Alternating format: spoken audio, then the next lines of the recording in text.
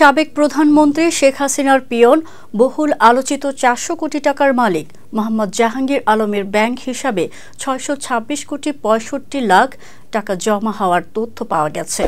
দুর্নীতি দমন কমিশনের অনুসন্ধানে এ তথ্য উঠে এসেছে। পাশাপাশি জাহাঙ্গীর ও তার স্ত্রীর বিশাল অঙ্কের অবৈধ সম্পদ অর্জনের প্রমাণ পাওয়া গেছে। অবৈধ সম্পদ অর্জনের অভিযোগে তাদের দুজনের বিরুদ্ধেই মামলা করেছে দুদক। মঙ্গলবার বিষয়টি নিশ্চিত করেন সংস্থাটির মহাপরিচালক আক্তার হোসেন। তিনি জানান, আলোচিত পিয়ন জাহাঙ্গীর ও তার স্ত্রী কামরুন নাহারের বিরুদ্ধে ২৪ কোটি টাকার অবৈধ সম্পদ অর্জনের অভিযোগে দুটি মামলা দায়ের করা হয়েছে। জাহাঙ্গীরের বিরুদ্ধে দুদক উপপরিচালক রাশেদুল ইসলাম এবং তার স্ত্রী কামরুন নাহারের বিরুদ্ধে সহকারী পরিচালক পিয়াস পাল বাদী হয়ে মামলা দুটি দায়ের করেন। মামলার এজাহার থেকে জানা যায়, আসামি জাহাঙ্গীর আলম স্থাবর ও অস্থাবর মিলিয়ে ১৮ কোটি ২৯ লাখ ১০,৮৮২ টাকার জ্ঞাত আয় বহির্ভূত সম্পদ অর্জন করেন।